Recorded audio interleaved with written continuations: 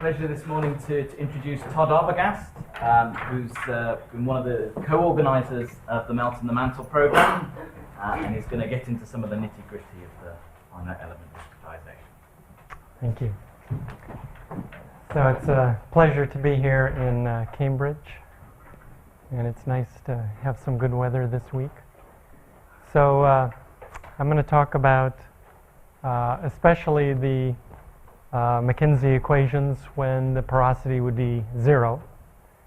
And my collaborators are Mark Hesse and our joint student Abraham Teicher.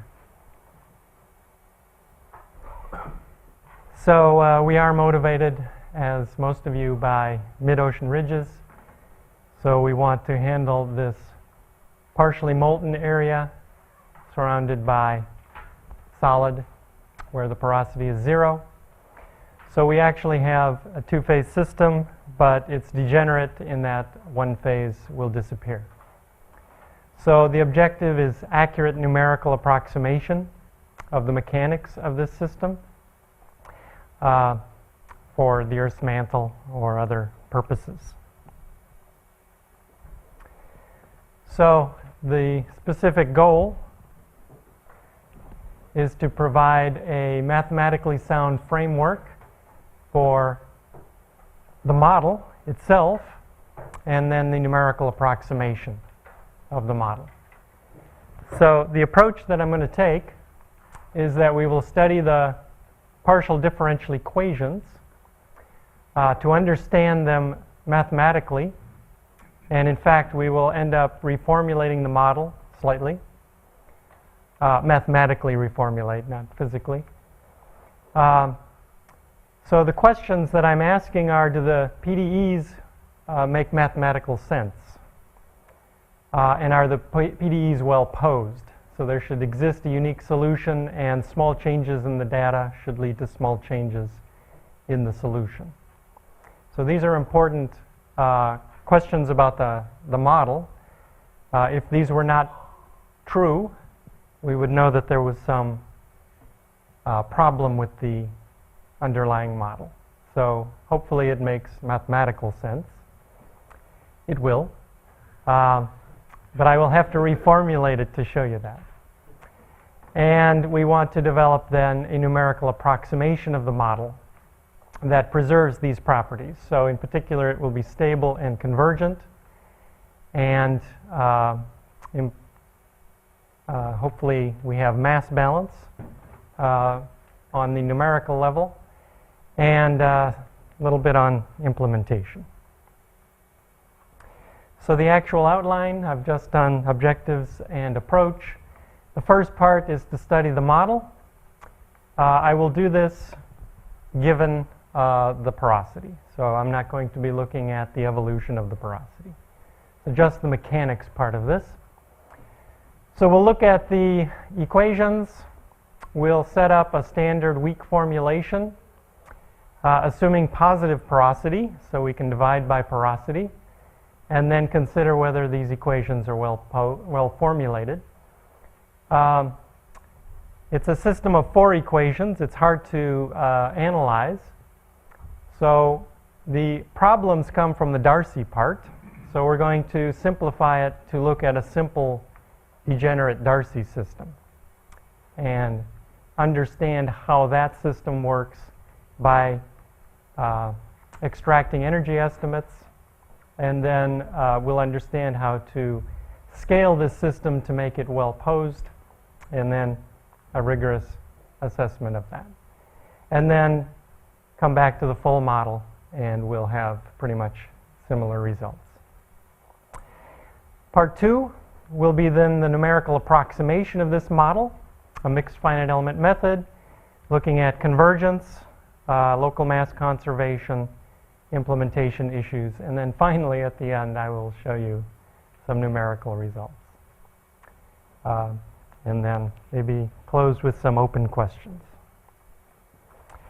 So, the Mackenzie equations, so we've seen them many times. So what is not emphasized but is true is it's based on mixture theory. we have both a fluid and a solid phase at each point in the domain.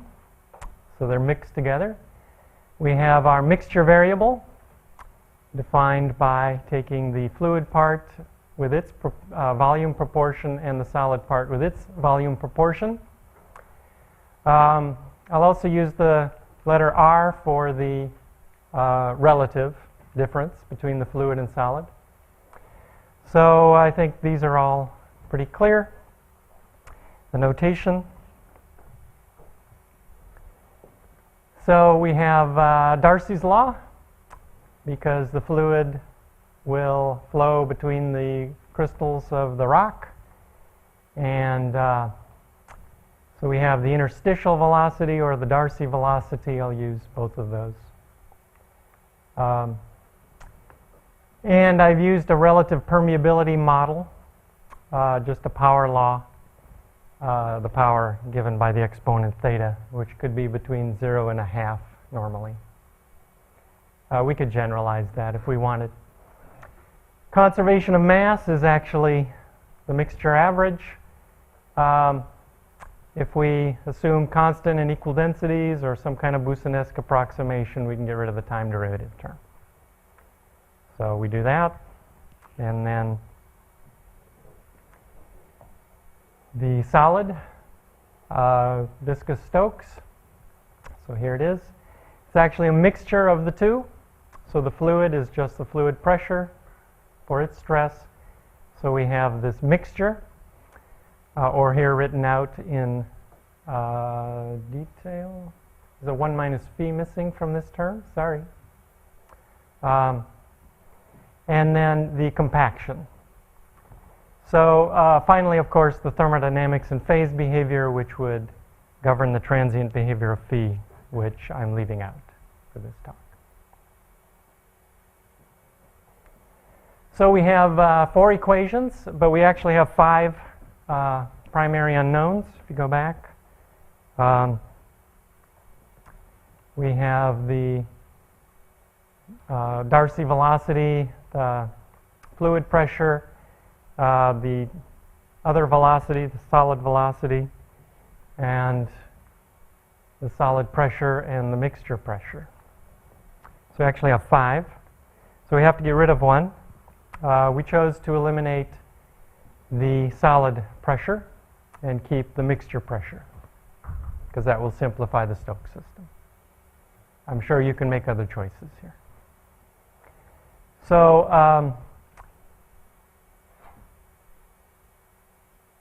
I'm not going to eliminate the Darcy velocity, so I'm going to keep things in mixed form. And I did want to point out, you pretty much have to keep the fluid pressure. I don't know how to not keep the fluid pressure because it defines the Darcy velocity. I know there are some 3 and 4 field formulations where this is split, but in some way you have to keep that. And that's really where the problem lies, mathematically. So we can also eliminate the gravity by using potentials. So I'll define the potential as Q, so P minus rho G. But I'll define the solid potential using the fluid density. The reason for that is that I want to preserve the difference, because that enters into the equations.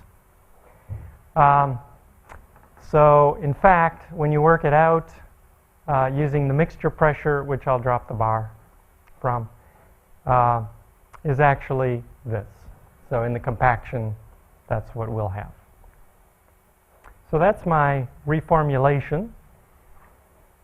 So I've simplified the Darcy a little bit with a potential, and this term got maybe slightly more complicated.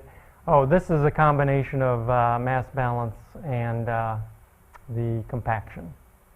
So splitting that into 2. And the Stokes simplifies using the wrong density over here. That changes a little. So anyway, this is the reformulated equations. There's no change in the physics. And I won't continue to write the mixture deviatoric stress. I'll just write sigma hat for that. I put some simple boundary conditions for the talk. You can do other things. So the remarks.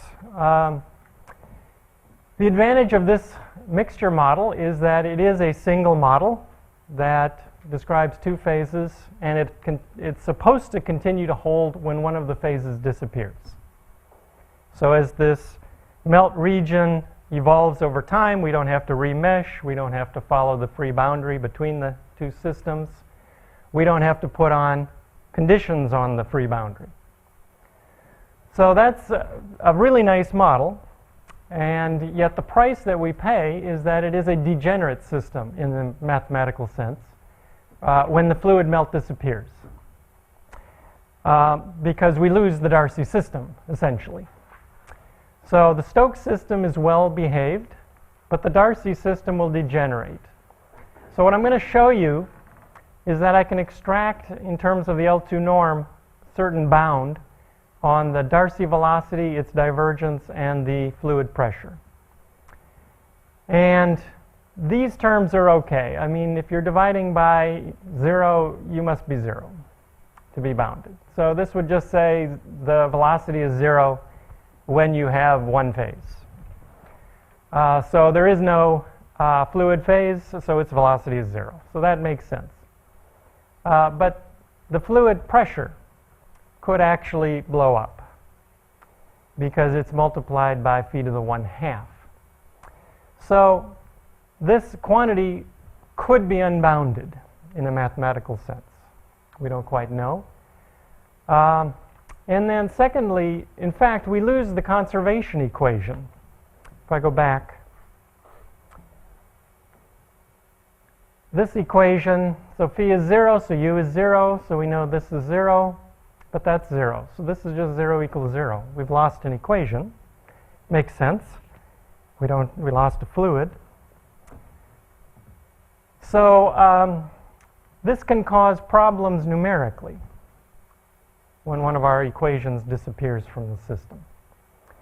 So this can cause problems numerically if PF can grow. And if we impose a small non-zero porosity everywhere to do numerics, I'll show you that the condition number of the system would grow as the porosity would get small. And I think a lot of you see that. So there are a number of problems here that we'll try to address. And so what I'm going to do is study this system and try and understand it. So I always tell my numerical analysis students, if you want to understand how to approximate something, you better understand what it is you're trying to approximate. So we need to understand these equations. But I'm not going to worry I'm not going to worry about dividing by 0 for the moment. I'll assume that the porosity is bounded below by a positive constant, but I will always be thinking whether that could go to 0. So before we get into it, I apologize. It's a very diverse audience, so I don't quite know what everybody knows and what everybody doesn't know. So I'm including some things that some of you will know very well, and hopefully for those of you who don't, this is enough to keep you going. So we're going to need some spaces of functions. We're going to look for our solution on a domain omega, bounded Lipschitz domain in whatever dimension you want. We need some Hilbert spaces. L2 is pretty common square integrable functions. They have an inner product, which I write that way, just the integral of the product, and a norm. And the H1 functions, these have weak derivatives in L2. So that's a vector, so L2 to the d power. It has a norm that includes the size of the gradient. And for mixed methods, we use a space called HDiv. So these are functions, vector functions, in L2 that have a weak divergence also in L2, so this is the norm controlling those two quantities. And I'll use a couple of Banach spaces, not very heavily. The essentially bounded functions, L infinity, so the norm is the bound on the function. And the W1 infinity functions, which have weak derivatives that are bounded. So the norm includes the size of the derivative. And it turns out that a lot of these function spaces can be extended to the boundary of the domain. So if nu is the outward pointing unit normal, I'll use this notation with the square angled brackets to be the L2 norm on the boundary of the domain. Could be a duality pairing. But we have a trace lemma. So H1 functions can be restricted to the boundary. In fact, there's a space of these functions, these restrictions. It's called H1 half. And it has a norm. I won't worry about what it looks like. It's bounded by a constant times the full one norm over the domain. So if you know you're in H1, you are actually in H1 half on the boundary. You have well-defined boundary values. That allows us to define the space of functions that have 0 on the boundary. And then we also have a trace lemma for H div. It's very similar in terms of the normal component of the velocity on the boundary. These functions are in the dual space to this space, the H1 half. And anyway, they have a norm.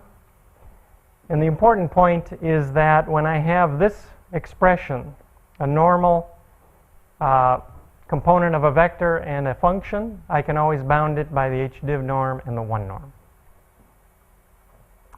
So this actually comes from the integration by parts formula, the divergence theorem.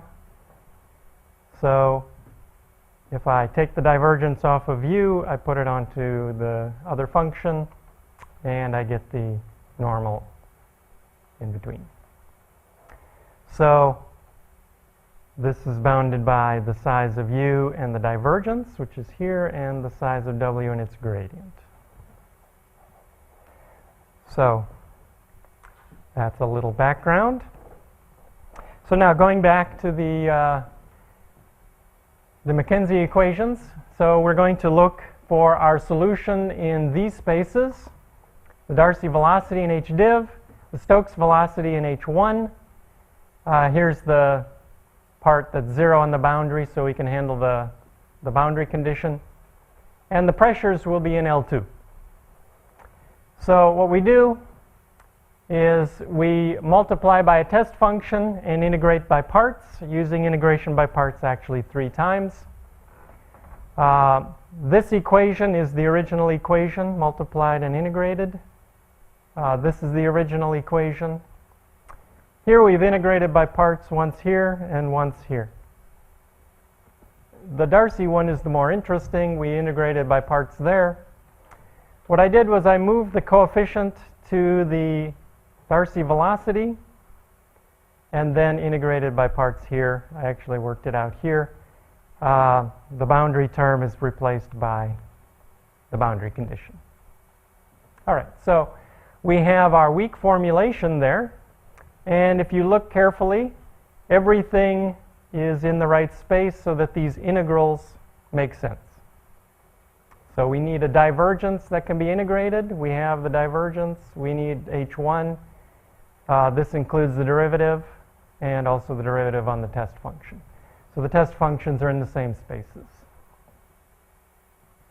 And I guess Vs, we add the boundary condition to it. All right. So that's a standard weak formulation. Of course, we have a little bit of trouble here because we're dividing by 0. But when phi is positive, so all the integrals make sense, and we need the boundary condition in that space, but that's all right. So, a simple question to ask, a little less than is the problem well posed, is to ask, if we assume a unique solution exists, can we prove that each variable lies in its respective Hilbert space? So I assume there's a solution. Is it actually in these spaces which are required for this weak form to make sense? So the way in which I like to answer this question is to derive, and most people I think, to derive energy or stability estimates that show that the norms of the solution are bounded. So that's the approach. But it's actually quite complicated because there are 4 equations. So that's where I'm going to get to the simpler system to illuminate the mathematical structure. Most people probably know these 2 simple elementary inequalities. A product is bounded by the sum of the squares with a 1/2. That's just saying some square is positive. And if you scale that and apply it, you can actually show that one of the terms can be as small as you like at the expense of the other one being very large. So whenever I have a product, I can break it up. So the simpler system, just the Darcy part, is here, where now I would assume QS is given. So the Stokes part there is given. I've actually applied a slightly different boundary condition because it's actually a little harder to deal with that boundary condition. The Neumann condition. Later, you'll see why I put that phi to the 1/2 there. So I'm going to need the functions which have normal component 0 on the boundary. And so I look for my functions in that space and in L2 so that I have my weak form. Here again I have, well here I've used the relative velocity, so I got rid of 1 phi here. And I put 2 of them on this side and left 1 on the other side. So when I did the integration by parts, the one that was left ends up in this term. It's a little bit odd, but it's actually seems to be crucial for these equations to do that. So there is the system. It's basically just the Darcy system, and that's where the degeneracy is. So we're going to take the right test functions to see if we can bound some of these norms. So we'll take the Darcy relative velocity and the pressure. Actually, I'll add to the pressure this divergence term. Those are in the spaces that we want. And so when I put those into my equations, the left-hand side is, so I'm going to just put VR here and VR here. When I put Q here and here, these 2 terms will cancel, and I'll have something nice here. But I had an extra term down in here. So these are the terms that I get, that term and that term when I put VR in, this term when I put Q in, and this term when I put that divergence in. And these 2 green terms cancel. The blue terms are positive. So those are nice. And I have 1 bad term here. But you'll notice the phi and the phi inverse cancel. So on the other side, I have this with the Stokes system, the coupling to the Stokes. That term is the only term that causes problems.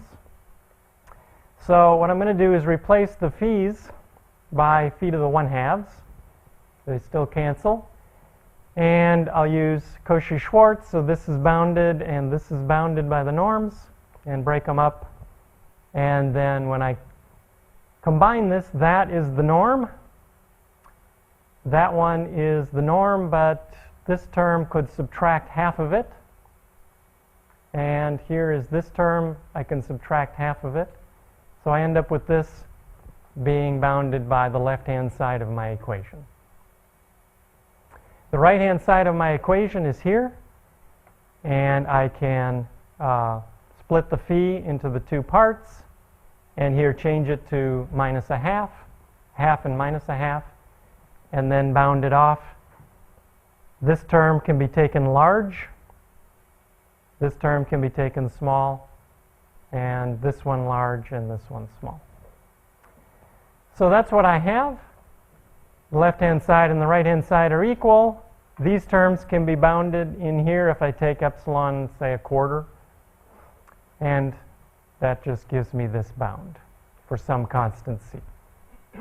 So indeed, I have V being in L2, and I have its divergence being in L2, assuming phi is nice, and QF is in L2, like I would want for the given data. So there it is. But now, we want to worry about the fact that phi could be small. So if phi is small, this is a problem, because when phi goes to 0, I lose control of the fluid potential. So I don't even know that it's in L2. And I also lose the conservation equation. Phi goes away. Actually, phi goes away inside here. The whole thing is 0 equals 0. And some of the integrals are not even well defined because I actually divided by phi. So if phi is positive, we don't have any problem with this system. It's pretty standard, easy to analyze. It's when phi could be 0 that we have these problems. So this is the key idea of the whole talk. We're going to scale the variables so that these energy bounds make sense. So we're going to define a scaled pressure and velocity. That quantity, phi to the 1/2 QF, is bounded, whatever phi is. So I'm going to call that QF tilde. And similarly, that quantity is actually well posed, and so I'll call that the scaled velocity. So in terms of this scaled pressure and scaled velocity, this problem will make mathematical sense. So here is the reformulated problem. The gradient term is a little more complicated. We got rid of one of the thetas here. And over here, this got a little bit more complicated. But we got rid of the phi here. Oh, I guess I multiplied through by phi to the minus 1/2. All right? So, but if you analyze this system exactly the same way, it's the same calculation. The energy estimates now look relatively clean, except maybe here. But there are more phis inside here than outside, so even this kind of seems to make sense. So where phi is 0 now, the scaled fluid pressure remains defined and bounded, and we don't lose the second equation because this never goes away in the second equation. And if we ignore the gradients, when phi is 0, these terms are just 0. Yeah. What about the right-hand side going to 0? That's actually good. No, in the balance. Here? Yeah. Well, that's good. The Darcy system's disappearing. Yeah. So all of these quantities go to 0. I wasn't sure if QF itself goes to 0. But the tilde one does. Okay. No. It's smoother. I'm going to use that numerically. So it's a better variable. And all, sorry to interrupt, and all the minus a halves, these are just, so there's 1 on the square root of the bulk viscosity.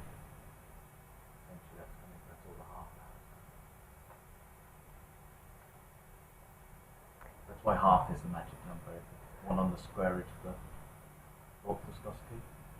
Oh, no. Yes, in the compaction. Yeah. Yes, that's right. That's right. If you change compaction, I guess it would. Yeah, if you assume compaction went like 1 on 5, Yeah. if you assume some other kind of behavior there, you'd have different things. You'd have a slightly different scaling. Yeah. Okay. So we still have a few questions, though. Does this term make mathematical sense? And more generally, what Hilbert space does this solution lie in? So I'm going to define the space that it lies in. It's like HDiv, but it's slightly different. So H phi div. So this quantity, if you just expand it out, is expanded out here. So phi is bounded by, well, 10% maybe. So this term is okay, but this one, if theta was, say, 0, this would blow up, well, times gradient, so it's not so bad. I have to make this mathematical assumption that phi to the theta minus a half times this gradient is bounded.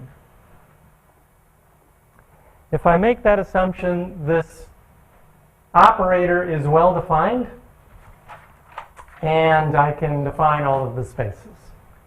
So I'll say a little bit more about this condition in the numerics, but from now on I'm going to assume that the porosity satisfies this condition. So if I do, then I can define H phi div to be just like H div. They're L2 vector fields for which this scaled divergence is in L2. So it's easy to prove that this is a Hilbert space, and the inner product has the modified divergence with the L2 norm. The usual H div is actually this space where phi is 1, and that's inside of this space for any other phi that you would choose. So these are somewhat more general vector fields than the H div space. And that's not surprising. We get something a little more general because of the degeneracy. So that's where it lives. It has a normal trace operator. So if you use the integration by parts formula, integrating by parts here to move it over to the other side, it's a little complicated. You have to put the phi inside and then move this over. That'll give you the boundary term. So the boundary term would be this, and that's how you define the normal trace operator.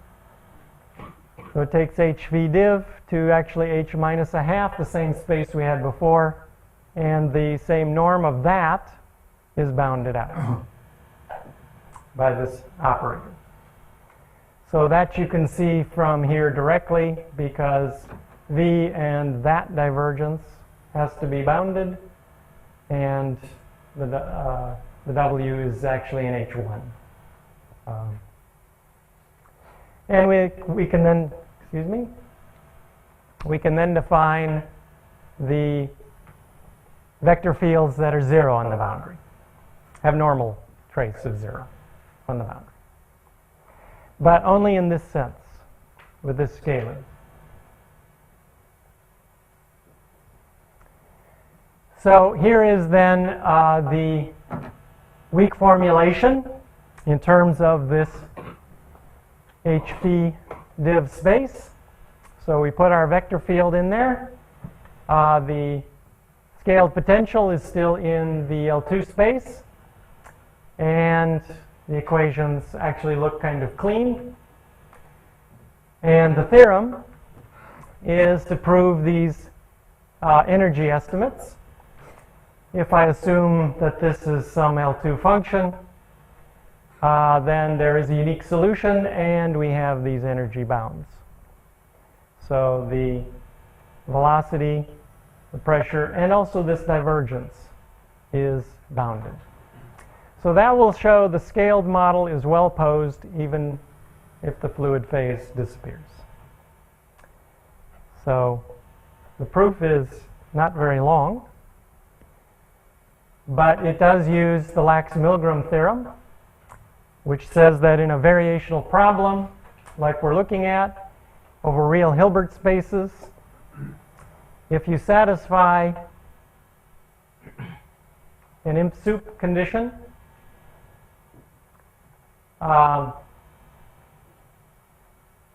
so the supremum over the second slot should be bigger than the size of the first slot. Then you have, for your variational problem, you have a unique solution, and in fact you can bound the solution by the data. And it's a linear problem, so an immediate corollary is to look at a perturbation of the data, and then the difference of these two problems is also a variational problem, and its solution would be bounded by the deviation. So small changes in the data would give you small changes in the solution. So we only have to find the bound, and then we have that it's well posed. So the Lax-Milgram theorem gives existence and uniqueness, but we need to add divergence stabilizing terms to the bilinear form to see this. So the proof, if you give me any delta greater than or equal to 0, I'm just going to take the sum of my two equations, which are these top terms, and I'll add delta times the second equation, which has these two terms, with this test function. So that's my bilinear form. I just add the second equation in with the divergence.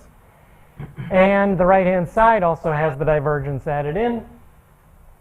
These are bounded bilinear forms, so you can just bound all of the terms.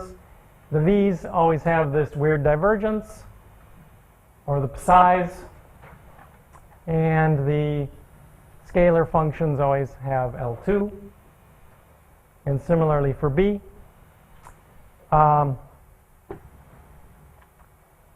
We take the standard test functions,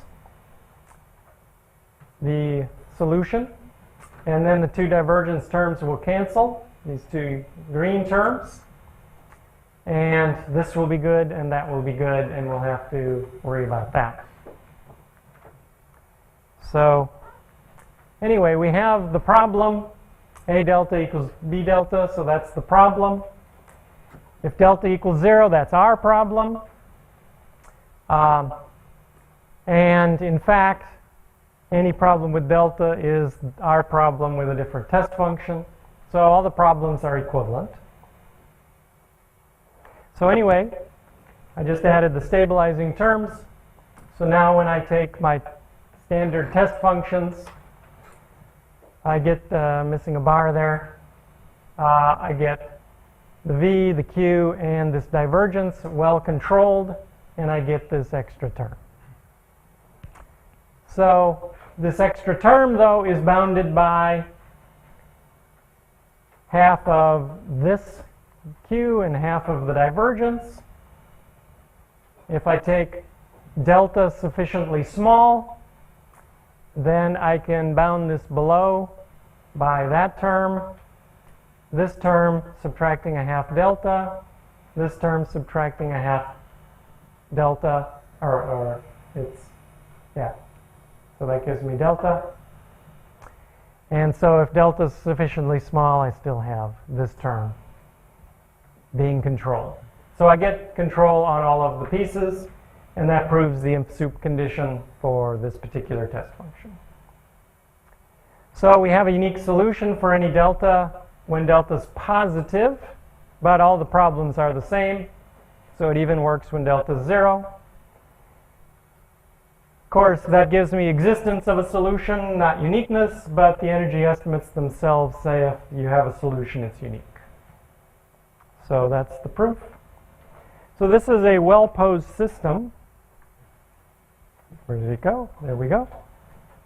This is a well-posed set of equations, and they are the Darcy part of our system. So we want to do something similar for the full model. So I've given you the ideas.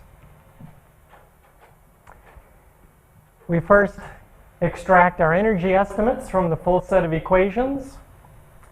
We need to use the standard test functions. So psi r can be u. WF will include a divergence term. Psi s will be Vs. Well, you have to subtract the boundary term. And W will include a divergence term. This form, you probably know it's a positive form. It's bigger than the symmetric gradient, which is bigger than the full 1 norm, using Korn's inequality. So there's a small proof there, but it's a fairly well-known result for Stokes equations. So you have to include the complexity of Stokes.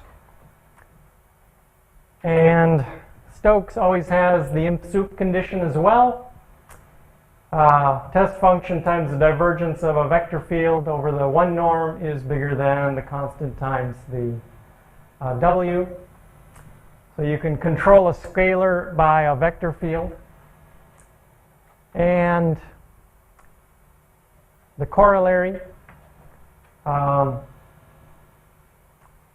this result is that if I use the mixture pressure, the Q, in there, I can control it by this ratio, but this term is actually that in the equations. And so the sup over that, this just gives me the size of sigma, which is controlled by the size of the 1 norm of Vs. And this one gives me the size of the buoyancy term. So we can control Q. So these are just complexities of Stokes equations. If we put those in, we get this theorem using all the ideas I went through. So we do get a bunch of quantities controlled, but when phi goes to 0, we have troubles in the Darcy part. So again, when phi is 0, no control on QF. We lose the conservation equation, and some of the integrals are ill-defined. So scale the Darcy variables. The Stokes ones are fine. Same scaling. And we end up with the scaled equations. So most of the the only modification is in the Darcy part. And here is the Stokes part left unchanged, basically, other than changing this to QF tilde. So my simple boundary conditions have changed slightly. So I'll call this phi to the 1/2 times GF tilde. So that's my Dirichlet boundary condition on the Darcy part. And the divergence and gradient terms are well defined if I have my assumption. And so I can then realize that setting it up in the space H phi div will give me a well-posed variational form. So I find my functions in these spaces and satisfy the weak form of my equations. All right, so that was done exactly the same way. These end up the same transformations, and these are basically unchanged. The Stokes part unchanged. All right, so this form should be well posed. So, in fact, it is. The theorem is there exists a unique solution, and we have these types of bounds. So VR tilde is indeed in this H phi div space, L2 and H1. So the bottom line, the scaled model is well posed even if the fluid phase disappears. So you can put 0 in there if you want. You have to use the more general Babushka-Lax-Milgram theorem to prove this. You need the imp sup condition and a non-degeneracy condition. But aside from that, to handle the Stokes part. The Stokes part is indefinite. So, very brief sketch. In the Babushka-Lax-Milgram theorem, the Hilbert space is the combination of the four spaces. You can write it as a single bilinear form. Here it is, adding all the equations together, the left-hand sides and the right-hand sides. And you'd simply have to look at that system. The M-soup condition has to be shown. It's similar to showing the energy estimates. You have to take the right test functions. You have to use the Stokes M-soup condition to control the Stokes pressure. But if you do take all the right test functions, you can show the theorem. So I should pause there. So that completes the description of the PDE. So the bottom line was that if we scale the system, it's a well-posed system. And it doesn't matter if phi is 0. So it literally doesn't care. So with that understanding of the differential equations, I'm now going to approximate them. Sorry, before you move on, you keep emphasizing that your analysis includes the limit case when phi equals 0. What is the precise state? Is it sort of, it is a limit, right? The solution, you treat the solution? No, 0. Okay. Put 0 there. Right. Yeah, you said that you formulate your problem for a range of thetas, but it includes theta equals 0, right? And the Right. So you give me a function, and my assumption is that this makes sense. So whatever functional form we have for phi, this term does make sense. And so it can be 0 and then transition from 0 to positive. And it'll handle the 0 case, it'll handle the positive case, and it'll handle the transition. Yeah. If you formulate the equations in this way, are you then locked into the assumption that the bulk viscosity is 1 on phi, or can you multiply? You could by change the something? scaling. I just, Where we see from what I read, it was always phi, so I didn't realize you wanted it to be more general. Just curious. I mean, I suppose you want it to be independent of phi or phi squared, and 1 on phi squared. Are you excluded from doing that, or There may be a range that's required. I'm not sure you could take 1. But phi squared, I'm sure you could, it would be a different scaling. When I analyzed the Darcy system alone, I used completely general functional forms for every place phi could be. So I'm sure you can do it with, I think you have to go to 0 though at 0 for the compressibility. Or infinity, whatever. yeah? So as long as it has some. Yeah, some mild condition. I think that, I mean, I have a similar question, which is, there's two things. One is that when phi goes to 0, theta also should go to 0. And that seems all right. Yeah. The other one is with the bulk viscosity, which probably goes as log to the base e of 1 on phi. From what you've just said, that sounds as if that's going to be all right too. Yeah, that would be fine. So all the inequalities you shown, you're saying, I think, just double checking, got it right, that they valid also when you set phi equals 0, right? Phi understanding when Yes. that inappropriately constrained set sense, right? Yeah. So you only really see phi here. Well, you did a scaling on the velocity, which went as Yeah. If you want to go back to the original variables, there is this scaling you have to worry about. there is this incompressibility constraint, right? You set phi equals 0, the second term on the left, right? It's zero divergence. I'm sorry, second term on the left? Yes, and this inequality formally valid for phi equals 0 Yes, means that the second term contains a negative power of phi. yes, Infinity. This means that the divergence is 0, right? That's right, right, right. And it does so smoothly through the transition from positive to 0. Okay? All right, so that's the first part. And then the second part is to look at the numerics. So I want to set up a finite element method. So I'll assume that omega is a polygonal domain.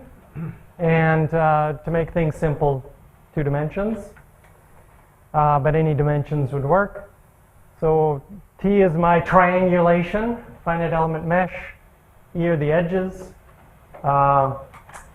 Volume or length of a set, use absolute value bars, and polynomials or tensor product polynomials. So some notation. So I'm going to use the lowest order Ravier-Thoma spaces. Here is a definition of what they are. What is important are the degrees of freedom. So the Ravier-Thoma spaces, the degrees of freedom are the normal components of the vectors. So here's a picture of it. So the vector field, the normal component on the edge is a constant.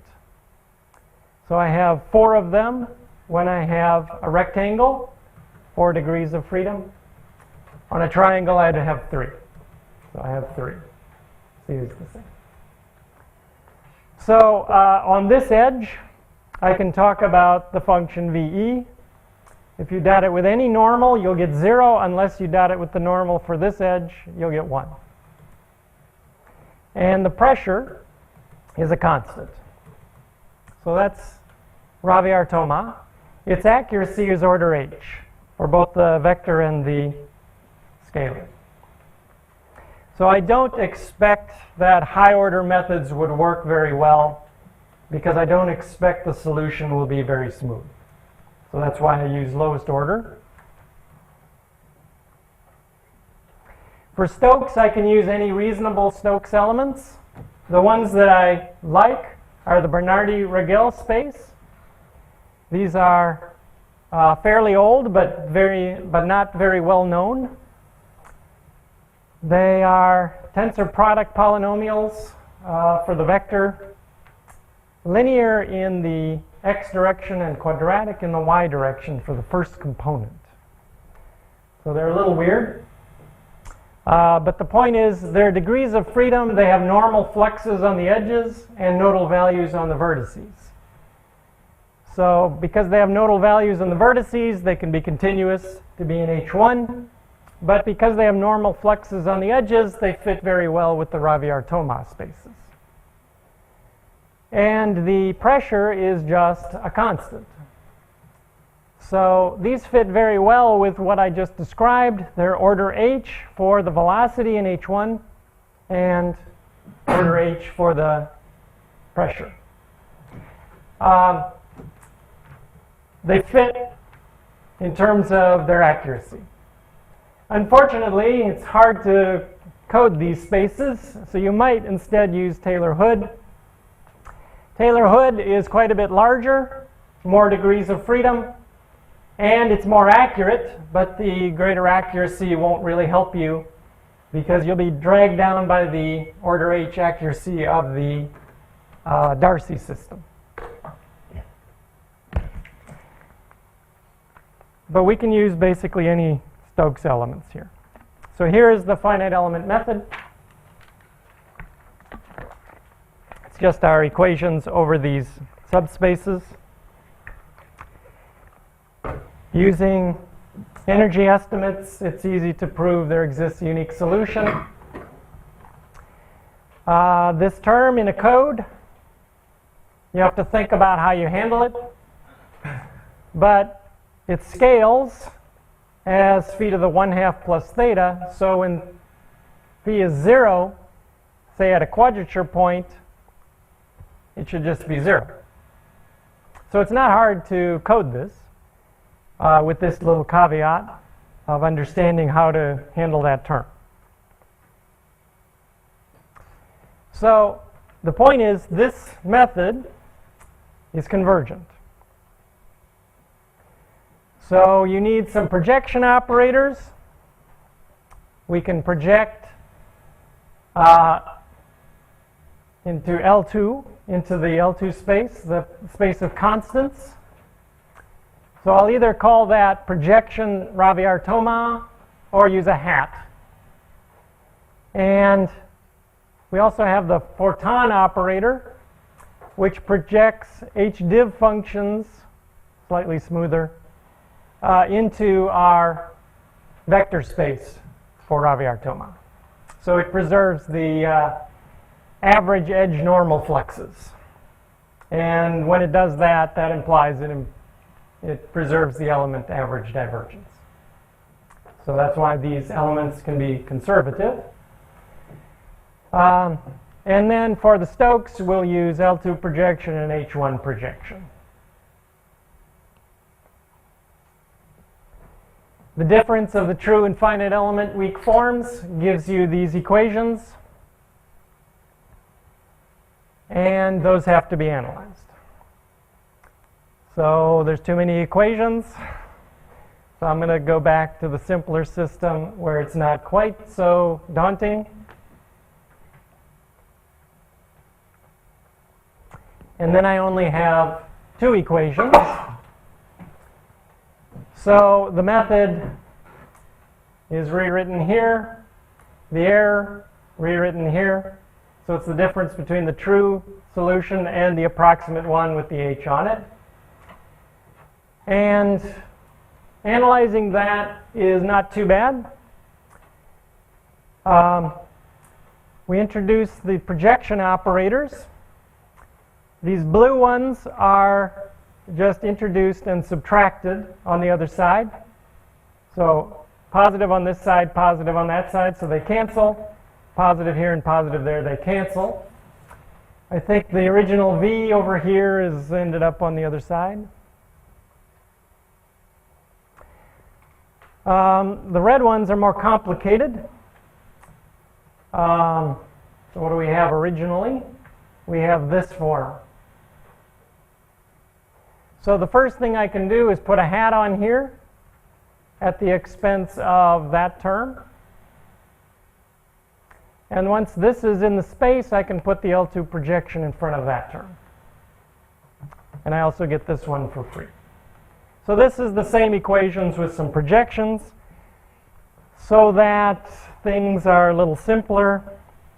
When I take these test functions, these are the standard test functions.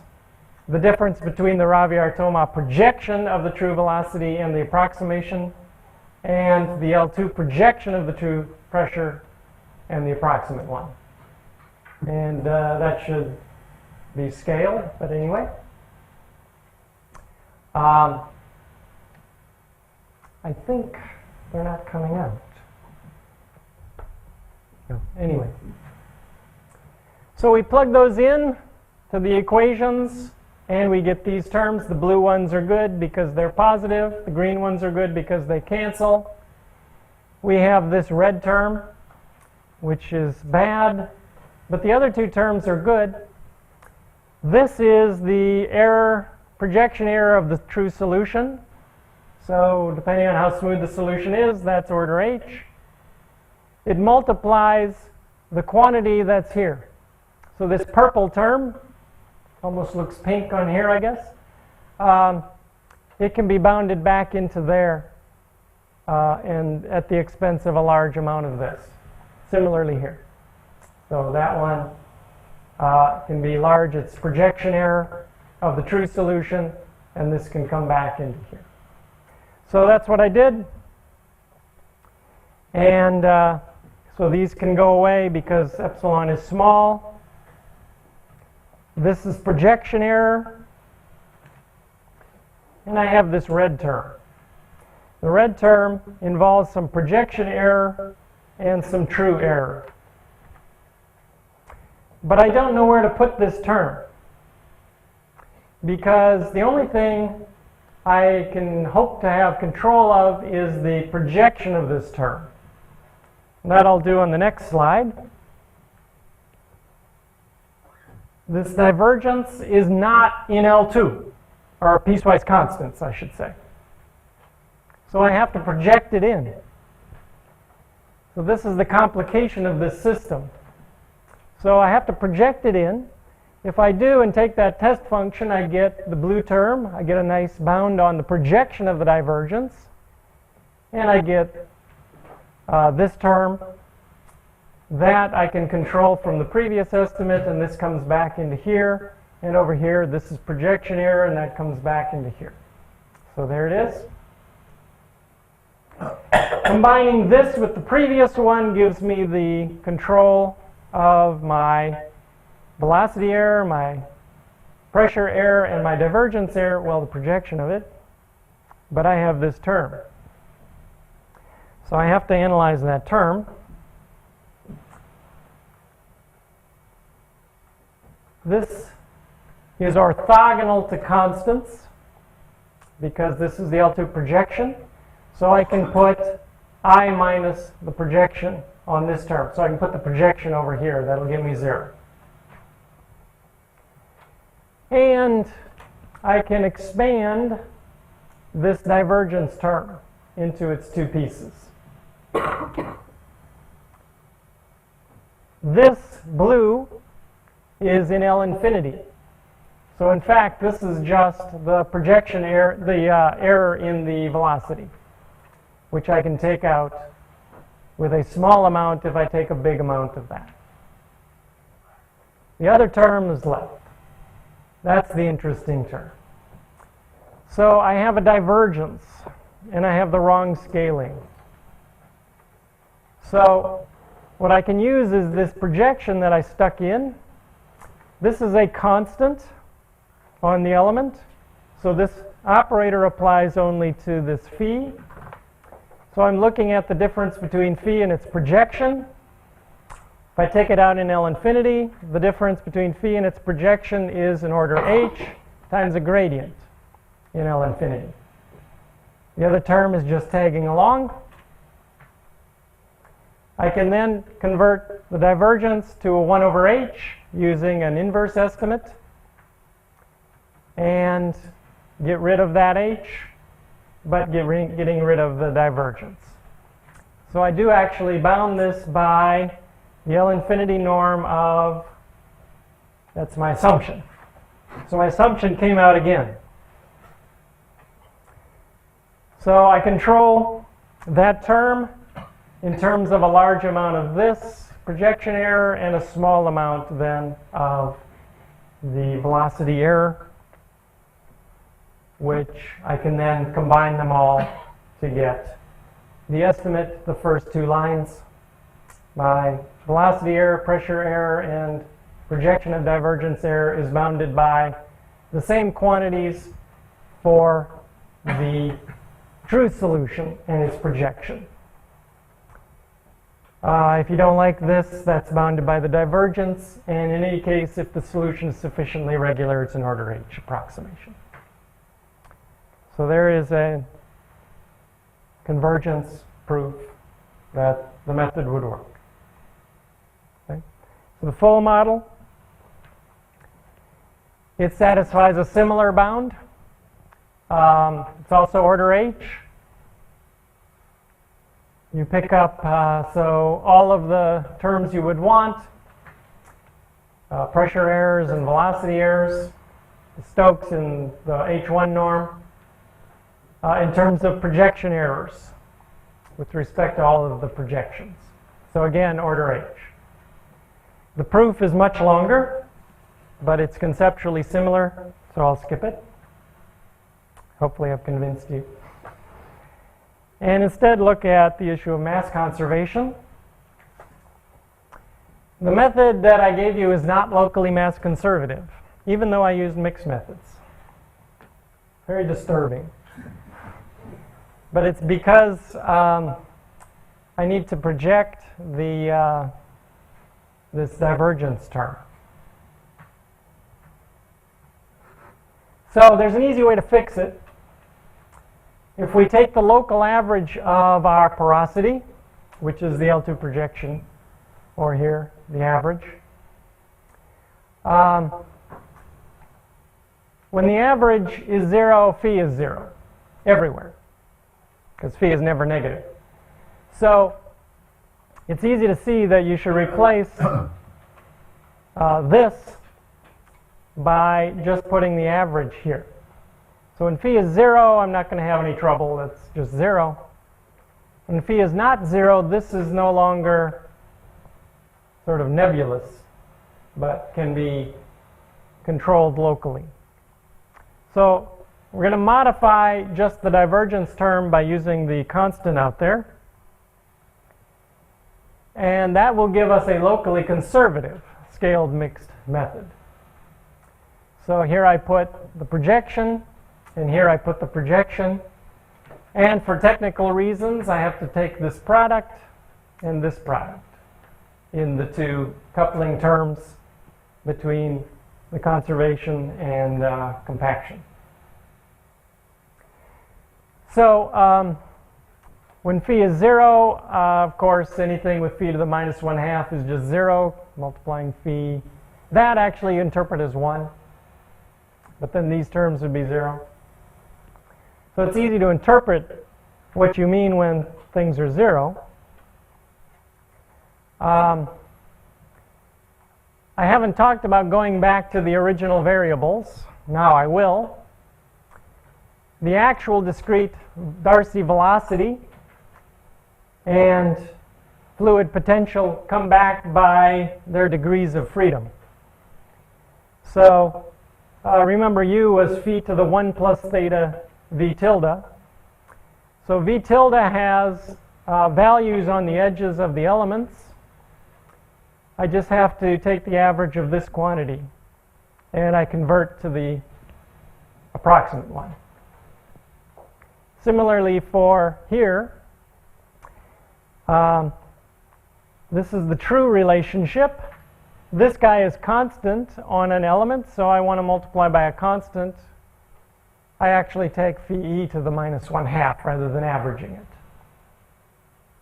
So you can go back to the original variables. This I interpret as 0 when phi is 0. And so I'm arbitrarily setting the fluid pressure to be 0 when there is no fluid. Okay. I mean, I don't know what it should be. So we're just going to call it 0. All right. So the locally conservative method, we can show existence and uniqueness of a solution. The method is stable, provided you have no Dirichlet condition on the fluid. You can further modify it to guarantee stability, although numerically it doesn't seem to matter. What we cannot show is convergence. Once you put in this modification, the convergence proof breaks down. Sun-Young and I are looking at trying to prove that the locally conservative method is convergent. The numerical results, however, show optimal convergence and often superconvergence. So we'll see better than order H convergence. So I think this is the right way to modify the equations, but we're still looking for a proof. So here is the proof of local mass conservation, though. So we take the test function phi e to the 1/2 times the thing that's 1 on the element E. So this is a constant. So you get rid of the scaling parameter, the negative 1/2 power of that in our divergence, and you get rid of it in the scaling of the coupling term. And by definition, this is QH. QFH, sorry about that. QFH. And this term, you can use the divergence theorem So look on the boundary. On the boundary, it's the same as my discrete function. And then go back to the divergence. So we have this. That's my one equation.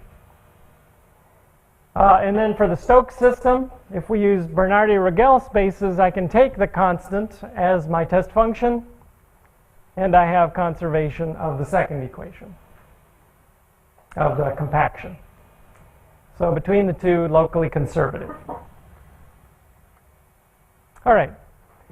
So we have a locally conservative method that's at least stable.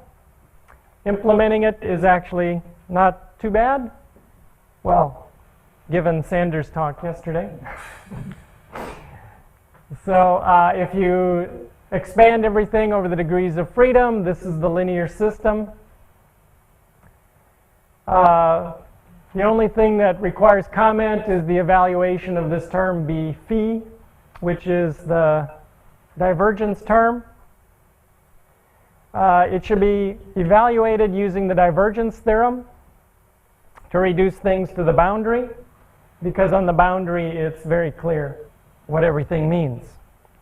I don't want to take derivatives of phi.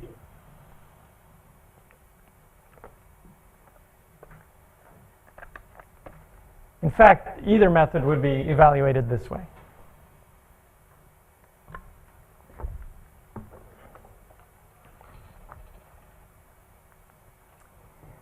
So if I assume a rectangular mesh, then I can further simplify by approximating this term using a quadrature rule. Trapezoidal quadrature rule will make the A matrix diagonal. And when the A matrix is diagonal, its inverse is trivial, so I can use a Schur complement to eliminate the Darcy velocity. What I get is a Stokes-like system for two pressures. So now Sander can tell us how to solve that by using a further Schur complement to eliminate the velocity component at the expense of needing to iterate on this inverse. All right, so we use good preconditioners for the diagonal blocks here. All right, so it can be solved if you can solve Stokes, basically, is what I'm saying. So, finally, the numerical results. I'll begin with the simple Darcy system. So, some test problems.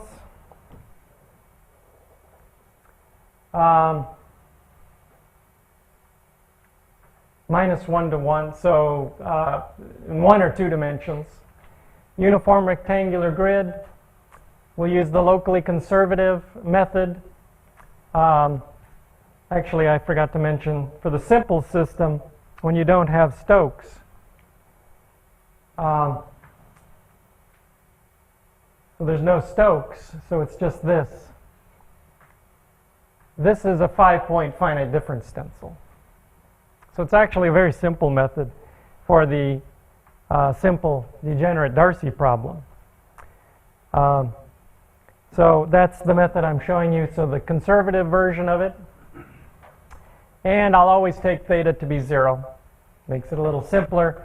There's no scaling of the velocity then. And we'll get some closed form solutions or manufactured solutions. So for manufactured solutions, of course, I'm giving you phi, but I also give you the true Darcy pressure. And then compute the right-hand side and boundary conditions. I'll show you errors in the discrete norms. I'll use midpoint quadrature for the pressure and trapezoidal quadrature for the velocity. These norms are the norms where you might see superconvergence.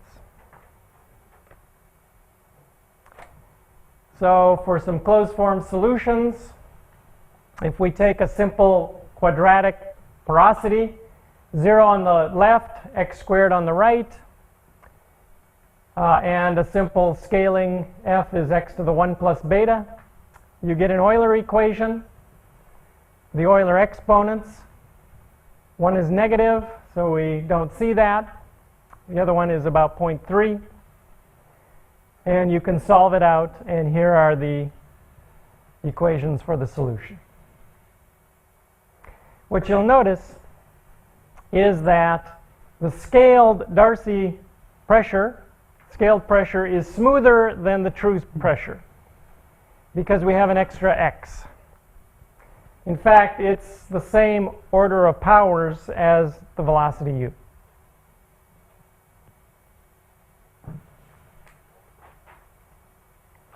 So here's the first Euler test. The regularity of the solution, or the Darcy velocity, it's x to the 1.3 plus x to the 1 plus beta, the beta in the source term. But the true solution is much less smooth. So in terms of Sobolev spaces, these are in the 1.8 derivatives, or 3/2 plus beta, whichever is smaller, and here 1 power less. And by the way, x squared satisfies the condition. So when you run these tests, these are the convergence rates that you see for various values of beta. So remember, when beta is large, the solution is only regular to 1.8, so that's about the convergence rate you see for both the scaled pressure and the velocity.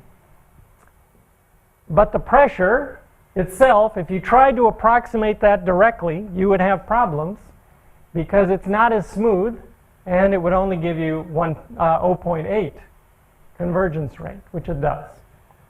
If we go to -0.5, the regularity cuts down to 1, and we see it for both of these.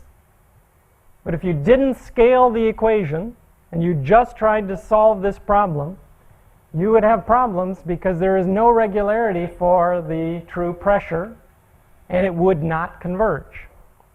And it does not converge.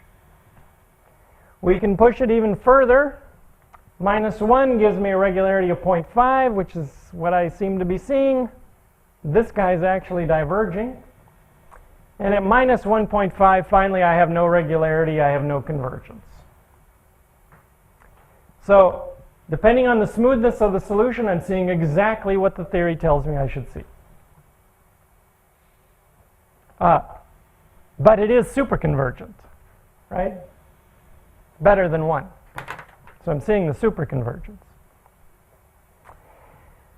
Test 2. This is 2 dimensions. I have a similar, so the quarter on, which side is it? This side on the bottom is 0. And then we have some porosity in between. If you check the condition, you'll be in L infinity if and only if alpha is at least 2. You'll actually be in L2 if alpha is 1. It appears alpha equal 1 is okay. I'll show you. So I'll take various bad values of alpha. This is the picture of the true pressure, which I assigned and made it 0 out in the region where porosity is 0. And this is the scaling when alpha is 2. It's much smoother, much easier to approximate. When alpha is 1, it's still pretty smooth. It's getting a little worse near the boundary. Quarter, it's getting worse, 1/8. As alpha gets smaller, the scaled solution gets a little worse. But it's always better than this guy. Anyway, this is what you see.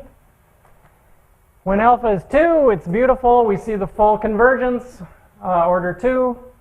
The true pressure is about 1.5. I'm not saying they're always off by 1. They can be various values, but generally the scaled one will be smoother and will converge better. When it's 1, I still see 2 and 1.5. So even though I had to make this assumption on phi, the numerics are suggesting maybe I can weaken that hypothesis.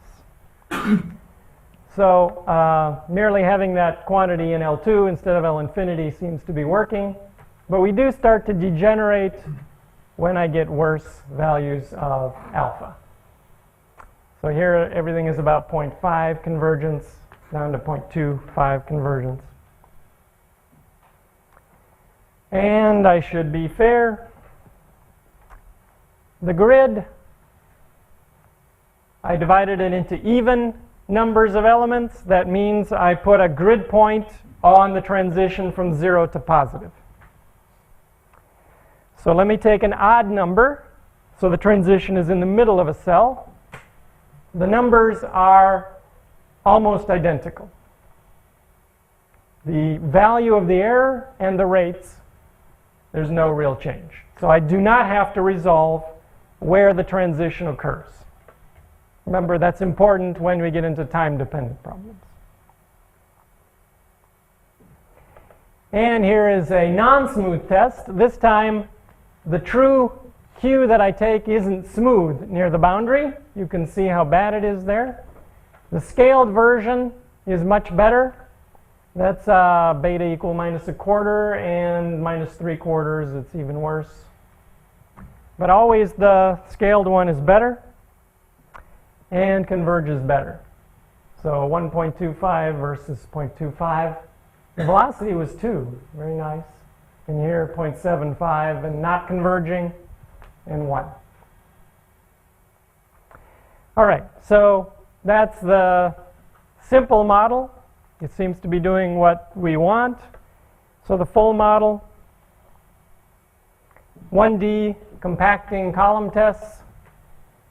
So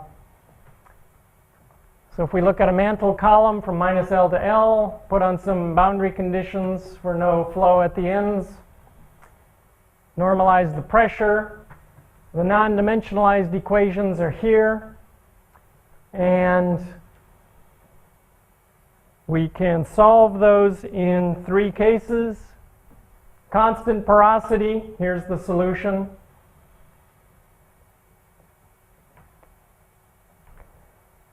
Discontinuous porosity, P minus on the left, P plus on the right. We have the solution on each piece. We have to piece them together. You have to piece them together so that the fluxes are continuous, not the pressures. And the solution can be given by solving this little 4x4 system for these parameters, which give you the solution. So it's easy to get it. And there's one more, but I didn't include it, I guess. Oh, no, I think it comes late. This is the discontinuous case. So the constant case is trivial.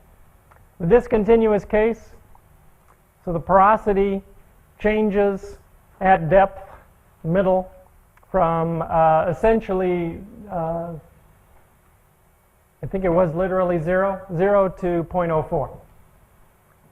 And here is the matrix and Darcy velocity, the true solution and the approximate. They lay on top of each other. The potentials, the relative velocity, and the scaled fluid potential. They all lie on top of each other. And the third one is, here are the numbers for the convergence rate of 2. So we're seeing the superconvergence for the full model.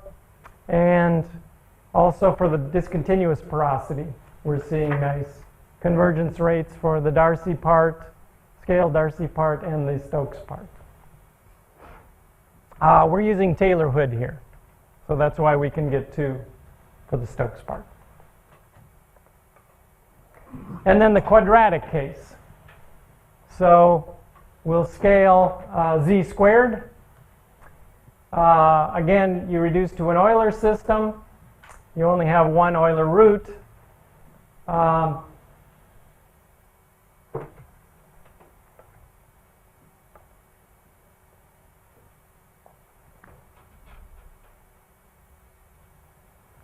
There we go. That's what I'm looking for. If we assume phi plus is very small, we drop a couple terms. So this is only approximate for the quadratic porosity. But when you try it out, you match the true solution perfectly. So this is quadratic from 0 up to 0.4 at the bottom.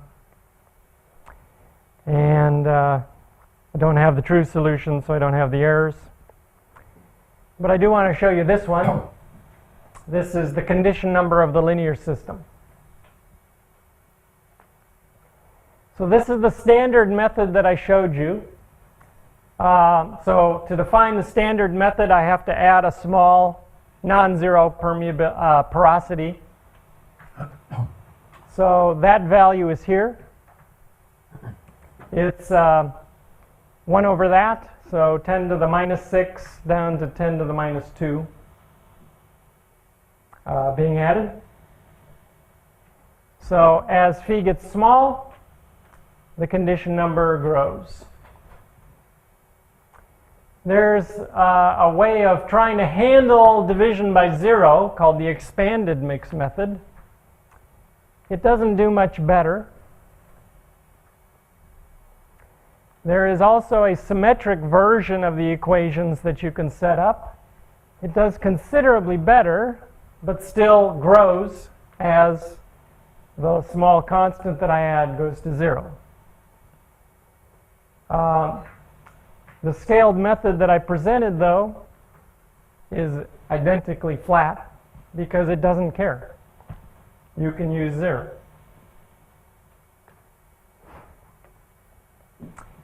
And I finally got the boundary conditions to work moderately well in deal 2. So here is something akin to corner flow, I guess. I wasn't able to get the boundary conditions very well. My Stokes corner isn't very good. But at least you can see the porosity is in this cone. And the Darcy system, you only see the Darcy pressure and velocity in that part. But the scaled Darcy pressure is much better. You prescribe that porosity. I prescribed the porosity. The Yeah. plates on the top are, it looks like they're not moving at all. They are. They're moving out. And moving up from the bottom. No stress on the sides. Didn't work very well. That's quite right. I finally got this last night. I wanted to show you that you can actually solve the full equations, but this is very, very preliminary since last night. Okay, so that's my last slide on the numerics. So conclusions and open questions, pretty fast. So let me just go through that. So we considered a two-phase mixture of matrix and fluid melt. The equations degenerate as the porosity vanishes. So our question was, are the equations well posed? So we looked at energy estimates, which bounded various quantities. And we saw that this quantity, QF, was uncontrolled when phi goes to 0. So we use that as our variable. We scaled the system to use that as our variable. We also scaled the velocity. And then the equations made sense provided we had this assumption. The Hilbert space could be defined along with its normal trace operator, which gave us a scaled weak formulation, existence and uniqueness of the solution, and continuous dependence on the data. So if it's true for the scaled system, of course it's true for the original equations. I have not changed any of the physics. I've just done a mathematical scaling. But that scaled system can be used to provide a convergent mixed finite element method. We proved it was optimally convergent, modified it for local mass conservation, implemented it using mass lumping to eliminate the Darcy velocity, and got just a Stokes-like system. The numerical results showed for the simple degenerate Darcy system, optimal convergence up to the regularity of the solution, and even superconvergence. And the two-dimensional tests actually suggested that we could weaken our hypothesis. Theta was 0, so I don't have it in here.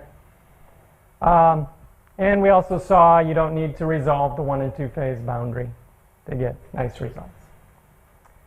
And then finally, the full mantle dynamics, they showed some promise. We captured solutions even for discontinuous porosity in the 1D tests, and we saw the low condition numbers of the linear system. So when phi is reasonable, we have an easy to implement and convergent mixed finite element method. So some open questions. Analysis of the full model, including the thermodynamics, I guess is open. I certainly don't know anybody who's proven that. So I'm trying to get Ralph Showalter involved with that. Does the true porosity satisfy the condition that we need once we include the thermodynamics? It's not clear that it will. If not, does it suggest that there might be a problem with the model? And that in fact we have to follow the free boundary and add some interface conditions? I'm not sure. Mathematically, I can't answer that question. I would hope the mixture theory formulation is well posed. Are there cases where the fluid pressure actually does go to infinity? I haven't quite been able to find a good case to show that. I don't know. It might not be as bad as I make it out to be. And convergence proof for the locally conservative method. I mentioned that. And then just more nebulous questions. Are other choices of dependent variables better? Are there scalings better? Are there other approaches? Completely different approaches to handle the degeneracies. So with that, I'm at the end.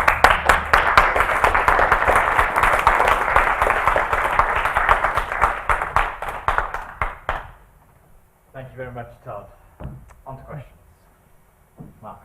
Between mechanics and the full thermodynamics, there's also just the evolution equation for porosity. Yeah. So we So- might have to look at that as an intermediate. And then the question is, if you're doing that discretely, what space is appropriate for porosity? Classic things look like a hyperbolic convection problem with the fluid pressure as your source term. Yeah. So I looked. It comes on there. Yeah. I looked at it briefly, and there were a bunch of technical problems. That was the easy one. Okay, well you just Yeah, did. the easier one also has technical problems handling the degeneracy. Because there's the other question, is if you start bounded above 0 in an evolution equation, Gideon could show some things for the solitary wave problems, but not in all parameter space. Okay. Because the pressure can go negative locally. So d by dt is negative. Okay.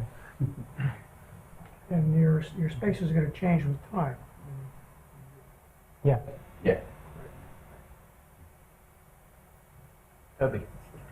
I was wondering about your question about what fluid pressure does as porosity goes to 0. From a physical point of view, you could argue that the fluid pressure should approach the total pressure in that limit, because the pressure difference between the two phases must vanish in that limit. So I was wondering what you were thinking about that. Well, I'm not sure what you say is true, because the pressure is force per area, and the area is also going to 0. So it's not clear that this pressure can't get larger and larger as the porosity goes to 0. You have less and less area over which to work. So it's not, you're not saying the forces are going to infinity, which would be nonsense. But the pressure itself could grow. I mean, you see this in near surface porous media, right? The capillary pressure functions get very large near the residual saturations. So I don't know that a similar phenomenon couldn't happen here. I mean, maybe you know better. But mathematically, I couldn't prove anything about it. I couldn't prove it went to infinity, and I couldn't prove it went to zero or the mixture pressure, the solid pressure. Couldn't prove either of those. Surely I mean, as the porosity goes to zero, then there's no motion between the solid and the fluid, right? And that surely must. I mean, if the matrix is rigid, yeah, then it can go to infinity, but it isn't. It's got about viscosity. So I don't see how, in that limit, you can avoid the fact that the two pressures become equal, except by saying there's a surface force. And I mean, this is something which no one really has discussed in this workshop, which is the fact that actually the surface energy that goes to infinity as the porosity goes to zero. And that seems to me that has major effects. I think the resolution of that is not in the continuum mechanics, it's in the actual properties of the interface that you've got to worry about. Yeah. I guess that gets back to my the curvature. question here. And the curvature goes to infinity. The curvature has to go to infinity, but I mean, generally when something in the equations goes to infinity, it's because your physics has gone wrong, right? And your physics has indeed gone wrong, right? Because you're still in a continuum mode, whereas actually, no, you're not, right? Because the distinction between a fluid and a disordered grain boundary disappears. Yeah. But that, I mean, the surface, I mean, nobody really has been talking about the surface forces. We did in February. Yeah, but it's within this framework. No, right. Within the mathematical framework. Yeah. But how do you get the pressures to be different? That's, I think, the key question. All right. Do you have any answer to that? In the presence of about viscosity. If the matrix is rigid, I'm perfectly happy that you can have But if the bulk viscosity goes It's to infinite. zero, the porosity goes to zero. Yeah. That's the Infinity. problem. Yeah, Sorry, it goes to viscosity is Yeah, infinity. it is effectively rigid Yeah. in that Yeah. limit. And in That's right. fact, where you do see it pathologically in the equation, if you assume there's a density difference between the fluid and the solid, and you have a small amount of melting, then this equation, it's actually easy to show. And that's Come true on down. even if it goes as log of 1/5. Yeah, no, in fact, that's the problem. It's particularly if it goes as 1/5. No, not as 1/5, but as log of 1/5. Oh, that's a good look. I think it's bottom line is there's a volume change on melting. If you assume both fluid and solid are incompressible, then you have this problem. It just basically explodes. Of course, the fluid's not incompressible. I mean, there's ways, physical ways that can't be true. Equations have that problem. Valerie. So I got it, in mathematical terms, you analyze partially degenerate problem, right? When the porosity degenerates and all the effort goes to in controlling all this degeneracy. But I think it also your analysis also implies that you can regularize the problem, right? If you set wherever porosity vanishes, replace it by small positive epsilon, right? Lifted the function. Lots of people do that in numerical So codes. solve this regularized problem, and the limit, right, will be Yeah, your yeah. solution, right? I think this would prove that's okay. Right. But numerically, that causes lots of The problems. next question, would that help numerically, like you regularize it and replace porosity 0 by small positive epsilon and solve it and do numerical analysis then show. Well, lots of people have showed results. I mean, that seems to work pretty well. Then, out of my ignorance, there are obviously a lot of issues when porosity goes to 0. Is there no issues when porosity goes to 1? Oh, the model breaks down. Model breaks down. Empty segregation. Yeah, I never consider that case. Physics gets wrong. I mean, mathematically it doesn't show, right? No, because I never talked about the upper bound on phi. So mathematically it's fine. Physically it's nonsense. I hadn't seen before this method or trick or something for taking for getting local mass conservation. I didn't completely follow it, and I wondered if you could just sketch it out again, maybe in simpler terms or where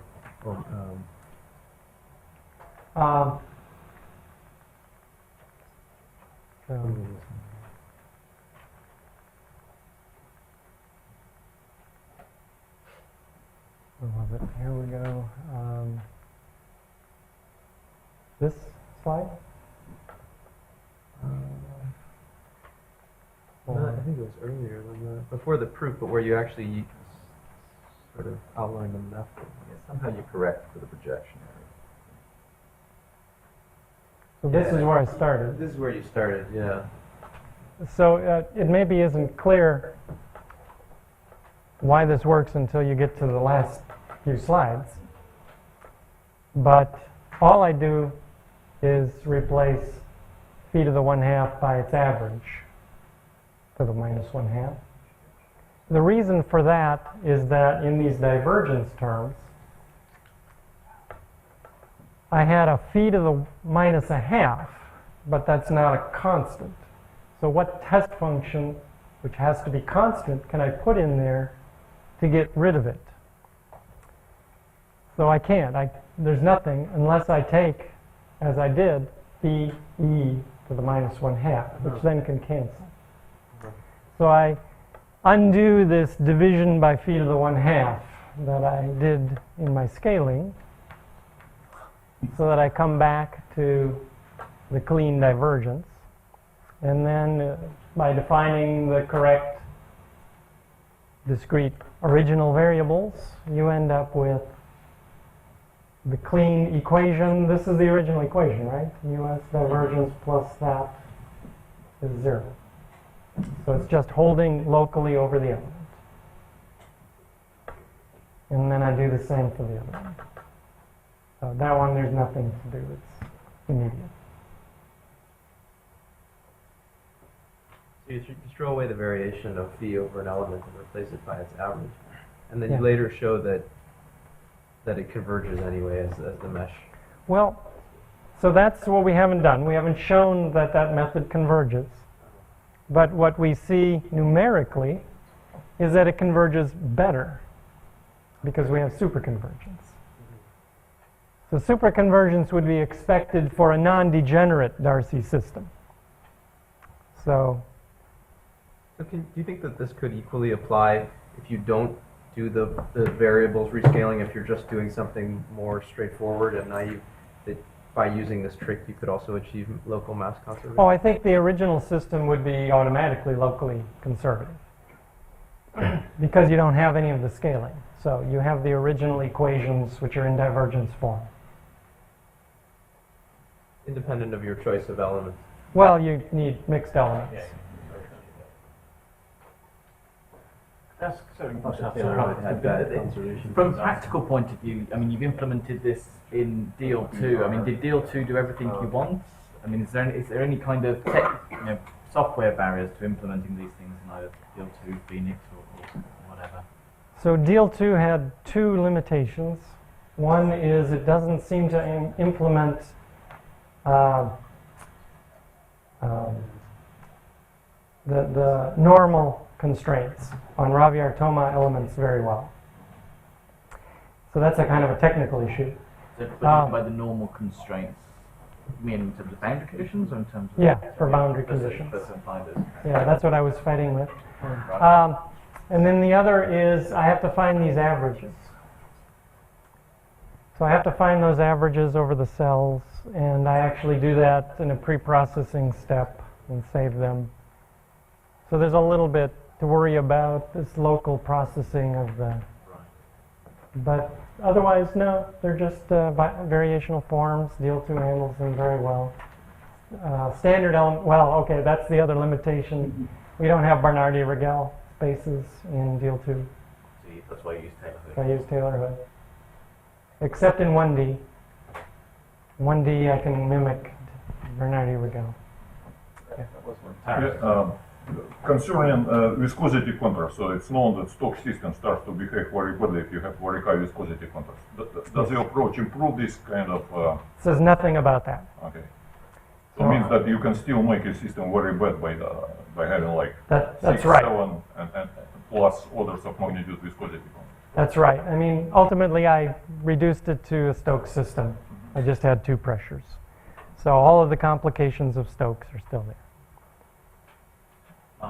Sorry, I was a little confused. In the 1D compaction one, in 1D, sort of Stokes falls apart as well. All that's left is the compressible piece.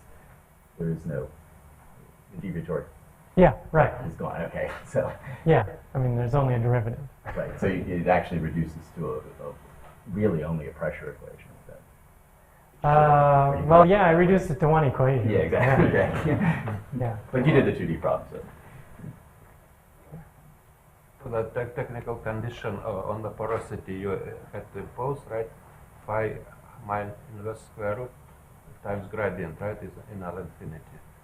Mm-hmm. It precludes jumps, right? Discontinuity. Right. Yeah. Right. But it still seemed to work for jumps. This 1D example, right? When Yeah. Yeah. So I'd be nervous in 2D, but I mean, do you think?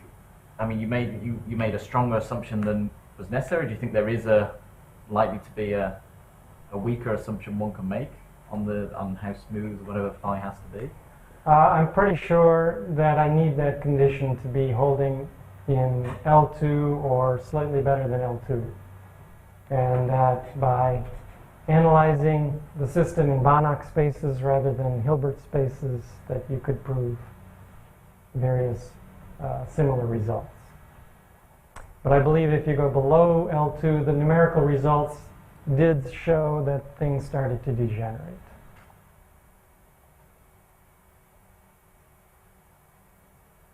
Do we have any further questions for Todd?